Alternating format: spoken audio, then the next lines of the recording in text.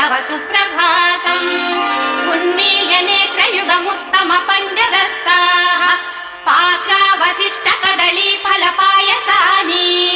भुक्त्वा सलीलमथकेळि सुखाः पठन्ति शेषाद्रिशेखर विभो तव सुप्रभातम् तन्त्री प्रकर्ष मधुरस्वनया विपञ्च गायन्तनन्तचरितम् तव नारदोऽपि भाषा समग्र